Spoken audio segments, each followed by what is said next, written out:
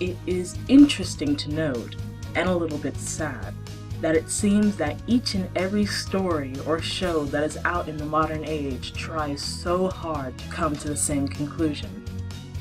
You have all seen this conclusion. In fact, you probably already know what it is I'm talking about before I even say it. It can be done explosively, it can be done quietly, but it doesn't change the fact that the world of fiction has fallen in love with the literary device I would like to call ambiguous deification. If you are all still confused, let us dissect this term. Ambiguous, as derived from the Latin ambigere, is defined by Webster's as undecided, unseen, unknown, the unexplained, vague.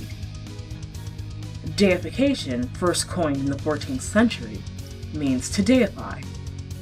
Together, I use this term to describe when a character in fiction, usually at the end of an entire project or franchise, either rises up to the highest level of existence, or is seen as the most powerful of all, and then either disappears to complete some vague, unseen task, or the project ends then and there.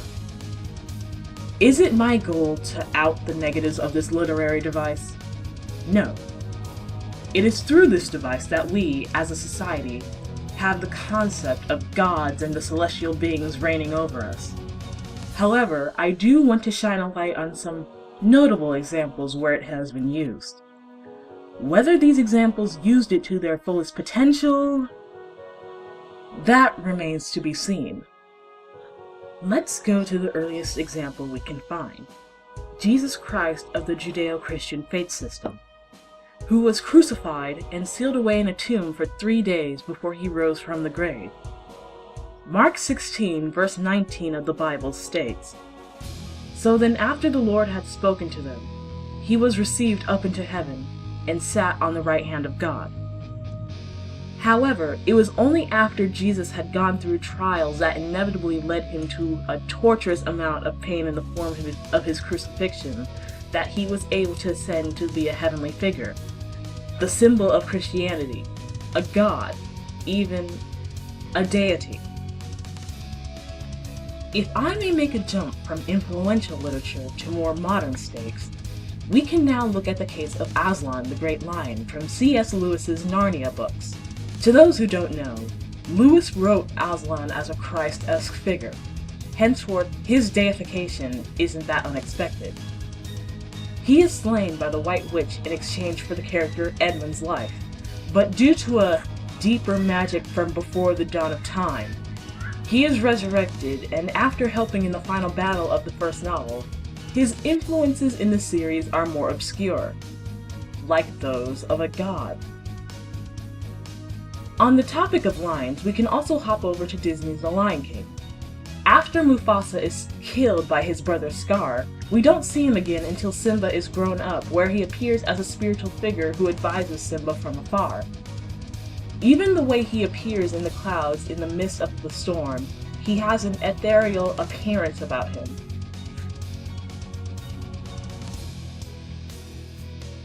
Disney has another ambiguous deification with what was supposed to be the end of the Pirates of the Caribbean series.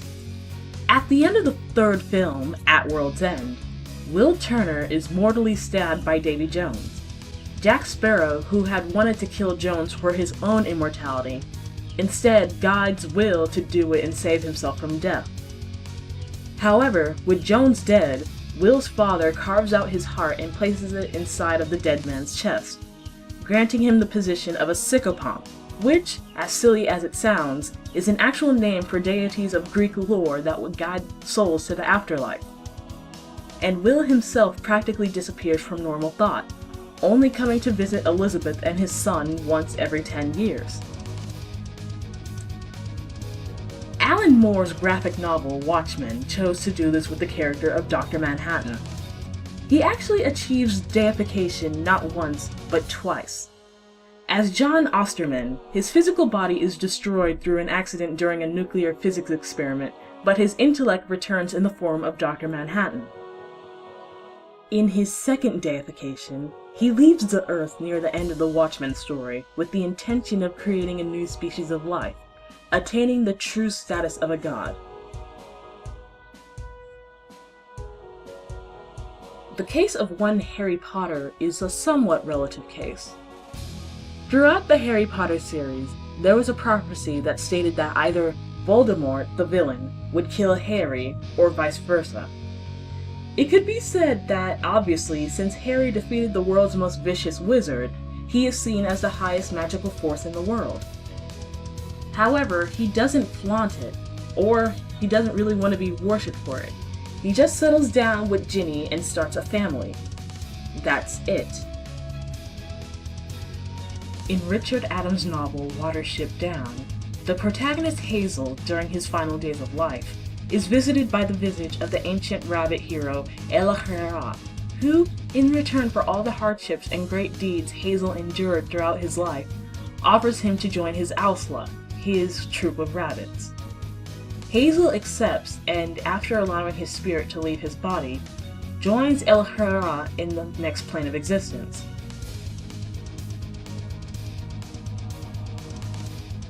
If we can trade mediums for a bit, in the field of anime, this device has undergone some notable uses. In the American-developed anime Avatar: The Last Airbender, there is a saga based in the Northern Water Tribe, where, in the midst of a full frontal attack, the moon spirit, who was in the form of a koi fish, is killed. However, the daughter of the chief, Princess Yue, realizes that since the moon spirit gave her life when she was an infant, she can return the life it gave to her. But instead of simply perishing due to her sacrifice, she is reincarnated as the next moon spirit for her deed, vanishing to be one with the celestial body after a heartfelt farewell to the character Sokka. The main protagonist of the Dragon Ball story was a man, technically an alien species called a Saiyan, named Goku. Throughout all 3 incarnations of the story, he defends the Earth with all he has, constantly dying and being brought back just to die again. However, at the end of the 3rd incarnation of the series, titled Dragon Ball GT, Goku journeys with the Eternal Dragon Shenron, taking the Dragon Balls with them. During their trip, he says that he's sleepy as their bodies meld together to become one. It is this evidence and the guiding a new generation story that leads us to believe that Goku has finally taken the role of Guardian of the Earth, much like the figure Kami before him.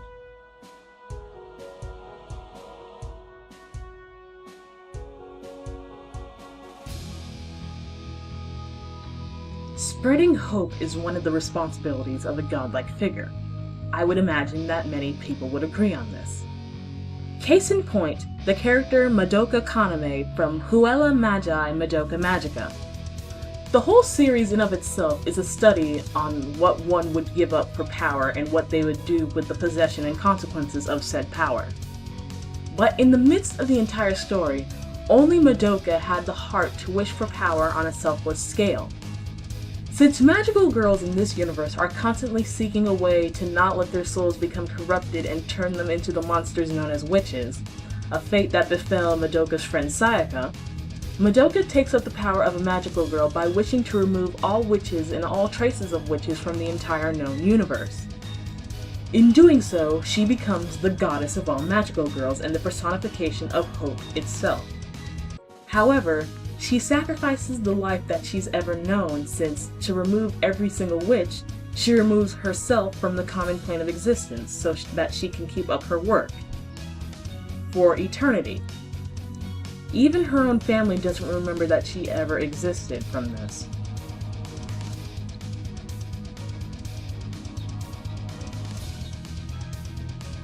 At the end of the beautiful video game masterpiece known as Okami, after she defeats the personification of evil, Yami, Okami Amaterasu journeys with the character Waka to the celestial plane to return it to its former splendor.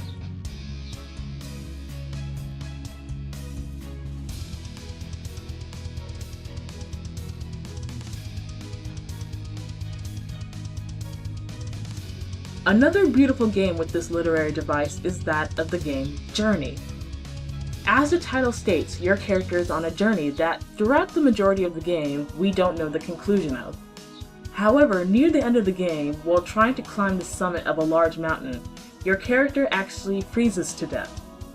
However, rather than ending things there, your character's ancestors breathe new life into your character, allowing them to travel the final few lengths of the journey so that they can join their ancestors on the next plane.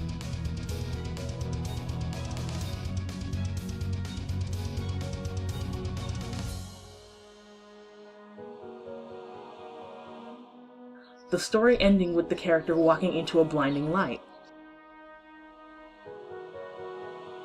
And finally, we come to a source material that has made more than gracious use of this literary device. Andrew Hussey's Homestuck. In this webcomic flash video flash game experience, each character has a series of levels and objectives to reach called an echo-ladder. All around the various worlds that make up the universe of Homestuck, there are structures known as quest beds. If a character is killed on one of these quest beds after reaching the highest level of their echo ladder and going through the last part of their adventure, they will be awarded with a new form and powers that make up the form God Tier. However, that is just it.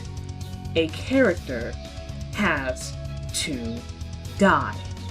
A character has to experience the true essence of pain, or at least they must make a grand sacrifice almost equal to the loss of life and everything they cherish.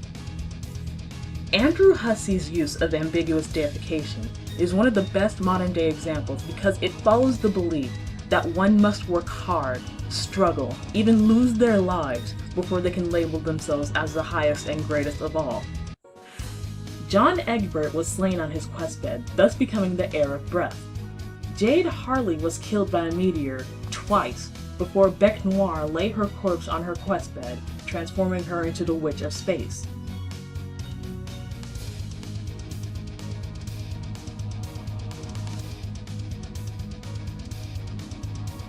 Rose Lalonde and Dave Strider blow up the tumor in the center of the planet Skya, killing themselves and becoming the Seer of Light and the Knight of Time, respectively.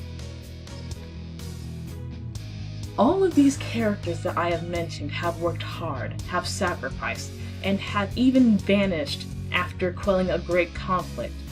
They have earned their rights as gods. They have earned their rights to be worshipped.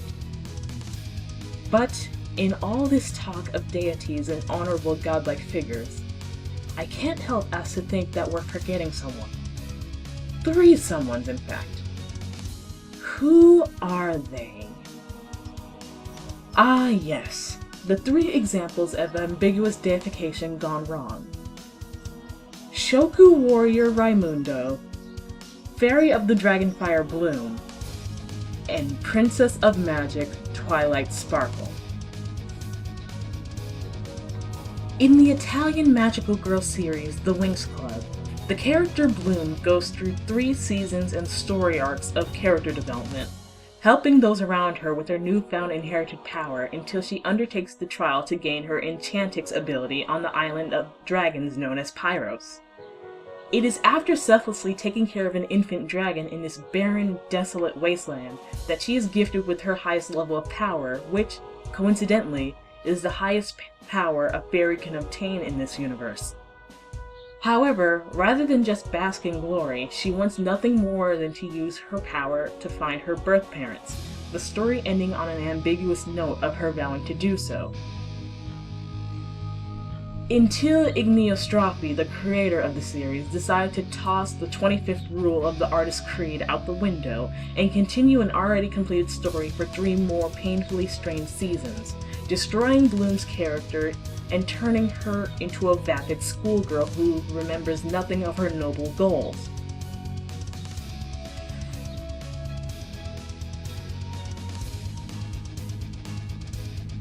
In the Warner Brothers animated series Xiaolin Showdown, there are 4 main characters: Omi of Water, Clay of Earth, Kimiko of Fire, and Raimundo of Wind.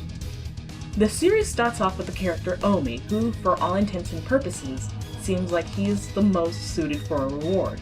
He is studious, he is honorable, and he is talented. However, we slowly see the show going from the benefits of honor and hard work to focusing on who does the biggest show-offy stunts or who has the worst attitudes. The biggest offender of this being Raimundo, who not only has the worst attitude towards his teammates, but essentially ends the world 3 times due to his hissy fits. And at the end of the series, just because during these end-of-the-world situations Raimundo decided not to act like a kid, it is stated that he should be acclaimed as the most powerful noble warrior in the land. Which is horrible. You're just telling Omi that all the work he did was for naught. Omi should have been the Shoku warrior. If anything, Clay would have made a better Shoku warrior. In martial arts, it is taught that a true warrior is level-headed, knowing when to use their power and ability for self-defense. Omi and Clay do this, and they were pushed to the side. Raimundo and Kimiko don't, and are seen as the most popular among the show's fanbase. And now we get to the biggest crime against this literary device in recent history: Princess Twilight Sparkle.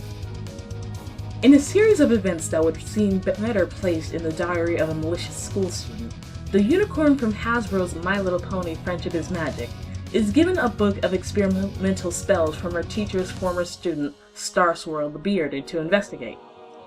She promptly decides to cast one of these incomplete spells without even caring for the consequences, just because she can. Which is a horrible example to set, because this is literally the equivalent of launching a nuclear missile just to see what it does. After casting this spell, and even being disappointed that the spell didn't do anything that she could see, she goes about her business, even complaining that the experimental unfinished spell didn't make any sense.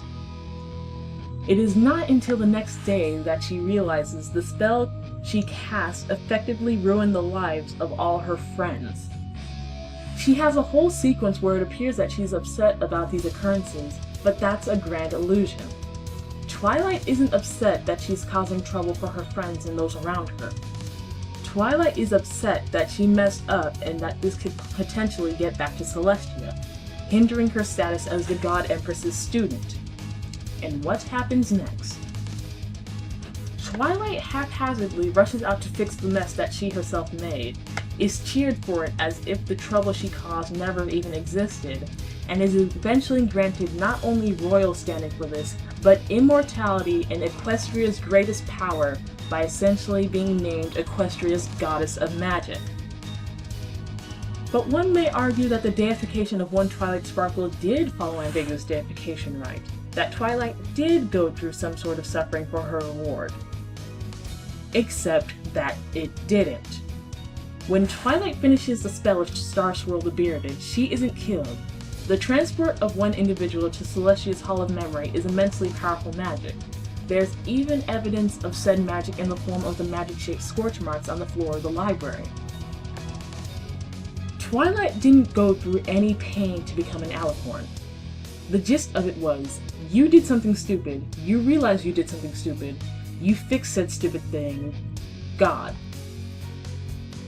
Even another character in the same mythos of this show had a more positive use of this literary device.